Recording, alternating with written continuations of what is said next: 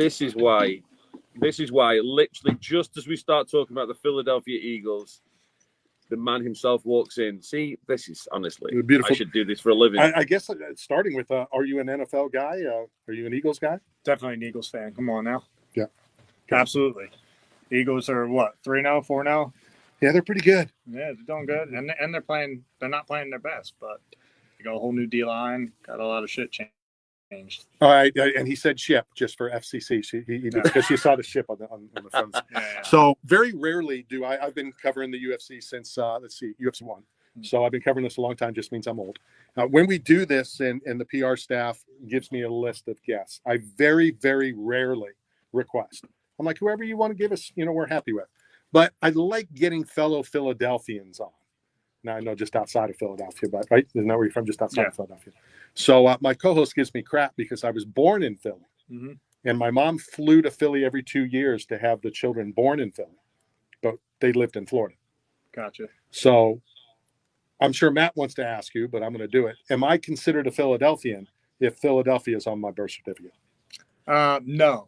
But you were born there. I am also not a Philadelphian, but right. I represent Philadelphia. That's why my team is where I've been training for 20 plus years. Always has been in Philadelphia. But even I am not considered a Philadelphian, and I'm okay with it, man. Look, like, be proud of where you're from, be proud of your town. But Philadelphia is a free for all right now.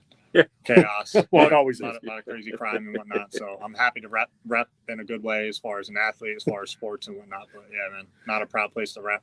I think, Matt, you have a new favorite fighter, right?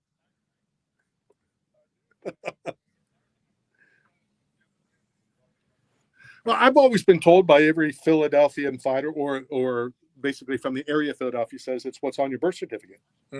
So, yeah, man. It's.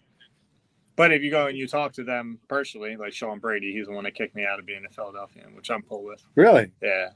So it is what it is. You know what I mean? They're very prideful about, like, do you live on the outskirts? Do you live inside of Philadelphia? Like, my dad was born and raised in Kensington, Philadelphia.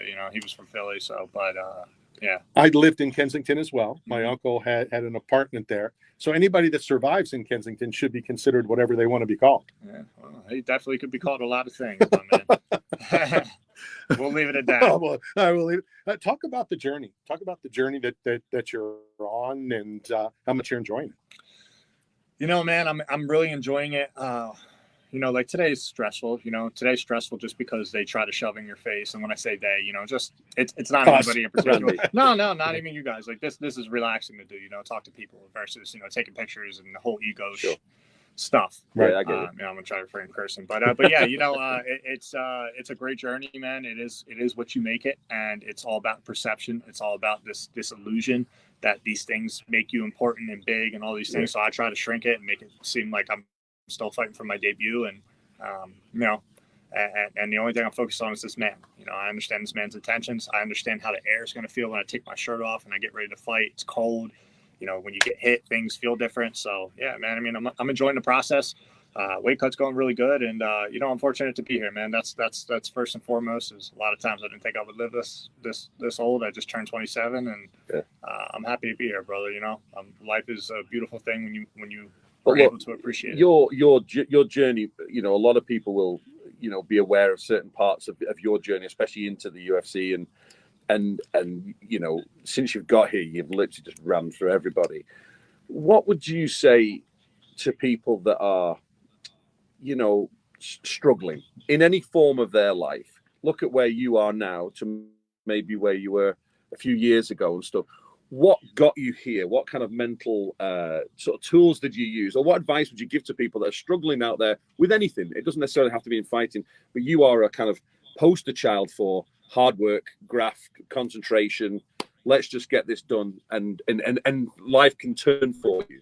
What advice would you give to people that kind of listening, about that kind of process in your life and how you've literally just turned everything around to now being, your four fights now? I'm 2 fights. This is my third, but yeah. Obviously I came off the. He's from Europe. He can't add. Yeah, no, I got you. So look, here's what it is.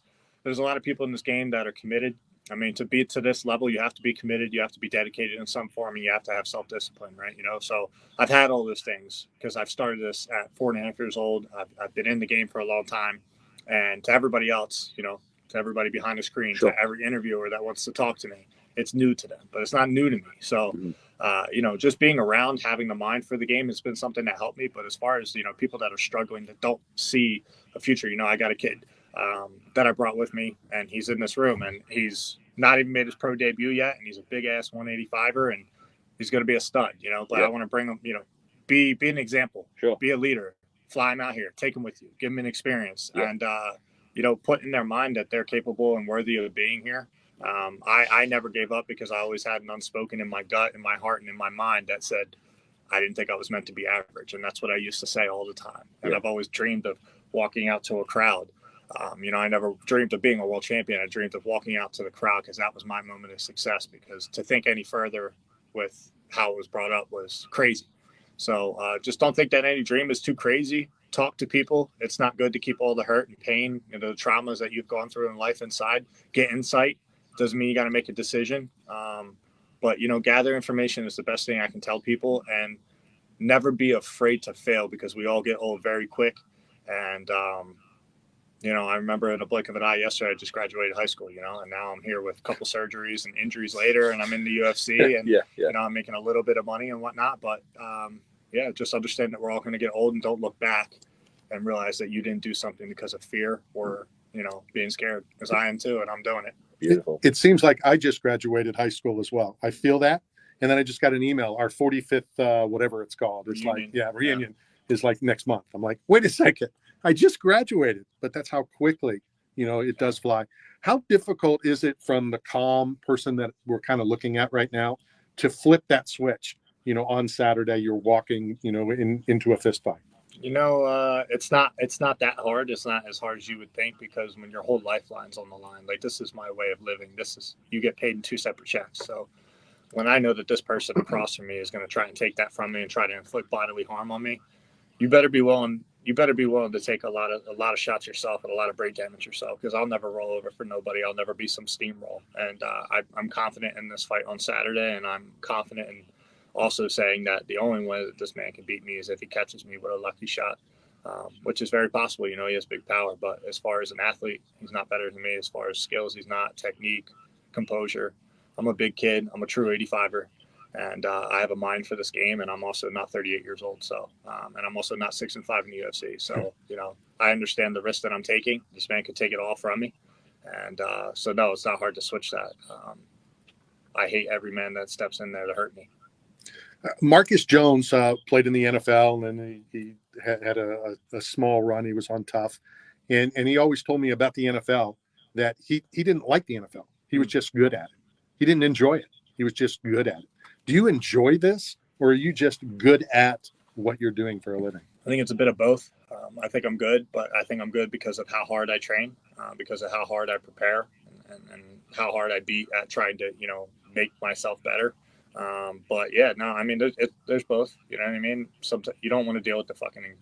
Sorry. Trucking. he doesn't want to be a trucker anymore. I apologize. It's ingrained in me to speak this way. But listen, you know, I don't want to deal with the anxiety. And the reason that word came to mind is just because it is stressful. Sure. It is something that wears on you mentally. And that's why the biggest sigh of relief is victory, you know? So I have victory on my mind. I have it on my brain. I have it in my stomach. I have it through my weight cut. You know, I'm thinking about this person. I've thought about this person for months. I've been training since July. And I mean, it's a tough thing, but I am good at it. So I always try to ask the fighters about the week, and not the fight week per se, but, you know, I'll always ask, do you try not to think about Saturday you're in a fist fight? But it sounds like that's you. You are thinking about 3 days from now. Yeah, I mean, listen, right? Everybody says it's a big step up, or you might get caught, you might get knocked out. And you talk to every journalist or interviewer, and they're like, man, he's got these 12 knockouts. And it's like, my man, I'm 11-2 technically. I should be 12-1, right? Like, whatever. But I got 8 knockouts, and I'm 27 years old. This man's 38 years old. He's got 12 knockouts. I'm on trend to smash it. I'm a favorite for a reason. My skills are better. Like I said, every part of me as a fighter is better than this man. And it's not cockiness. It's not arrogance. I'm telling you this. I'm looking you in the face. I'm telling you I'm better than this man everywhere. The only way this man beats me is if he can knock me out. And I don't think that a blown up welterweight, and I mean this respectfully, can knock me out. I don't think, can he? Sure. Will he catch me? I don't believe so.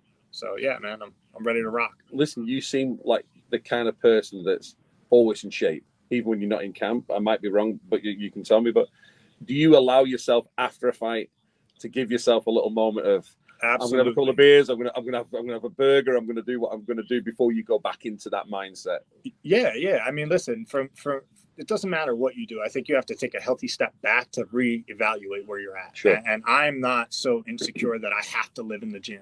Yeah. Because somebody's out working. Like, listen, I need to enjoy life too, or else I would hate this. And I have no problem taking a little bit of time. I won't pick up an alcohol bottle. I'll tell you that. I don't enjoy drinking. I don't like it.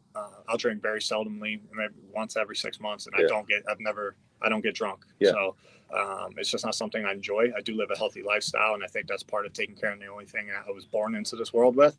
But yeah, I mean, I have to get in shape just like, anybody. And, abs aren't what make you look in shape. It's that cardio. Oh, I know. It's pushing. Believe me, I know. You know what I mean? But you can have abs and still not be in shape, man. So Sure. yeah, but you know what? I'm super secure in myself, and I kind of avoided your question about thinking about it every day. I think about it every day because I'm obsessed with it. I'm gonna be that way until it's over, and even after, I'm gonna be like, man, like my last fight, I trashed the kid, but yeah, he's a grown man, not a kid. But I obsess over the things that I didn't do right. And I try to get better at those things, but I definitely will take a healthy step back. I got some things I need to take care of after this, and I also want to decompress and take a little vacation after this. So, given everything goes well, and I earned it.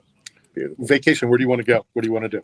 I'm a big history person as far as like I love like the 300 movie, Gladiator, Greece, Rome, things like that. So I was thinking about going abroad, go overseas, but I don't really know anything about planning the trip like that yet, so we'll see. I might, there's a lot of things I want to see, man. I think part of the beauty in this life that people undervalue is, I want to see the world before I'm dead, and I never thought it would be possible, and now these things are becoming possible. So I want to go get my 2 checks first and foremost, if that's going to be possible, and I want to go and relax and just have that peace inside, because I still try to find that, what I mean? And I find that through nature. Are you a fishing guy at all?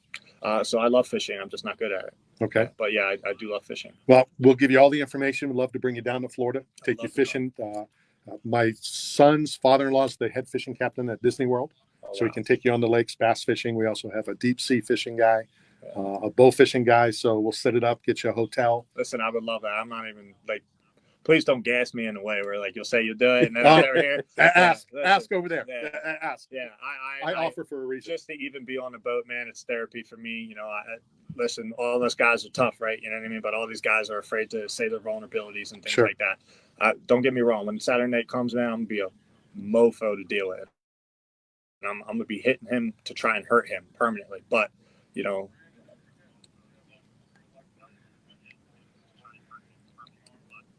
that's my co-host. My man, yeah. But listen, I would love to do that. I would love that. It means a lot to me. So thank you for the offer. Well, we represent Philadelphia together. Yeah, let's go. In our own weird way. I brought up about the Eagles. What about the other teams based in Philly? Are you a Phillies fan? I am not. I'm not. I hope they win. I love it because it's local to me. But baseball is boring. Okay, I agree with you. I do agree. Well, if any of your guys, or if you're interested, I love to give people that represent Philadelphia or are from Philadelphia. We have some game used spring training jerseys. Yeah. Of the Phillies, so I'd like to hook you guys up if you're Philly guys. And, I mean, these guys are all PA guys with me too. So, okay. But keep a lookout for this mofo right there in the green shirt. He's going to be coming. He's an 85er, and this is his first time in Vegas, first time UFC buildings, anything. He's never been on a fight week, but I'm telling you, that's a drafted talent right there. Producer, let's get his info. We'll get him on the show next week. I appreciate your time. We're going to get your address. We're going to send you a care package from 8 Man Strong, as well as some stuff from Bucked Up Energy Drink. I'll get you my son's father-in-law's number so you can fish the lakes. Awesome. Well, we'll set all you guys up and ask the PR, ask Nabi. If I say it, it'll be done. All right, let's hit a quick break. Coming to you live from the UFC Apex. This is Knockout Radio, brought to you by 8 Man Strong, Staff Zone.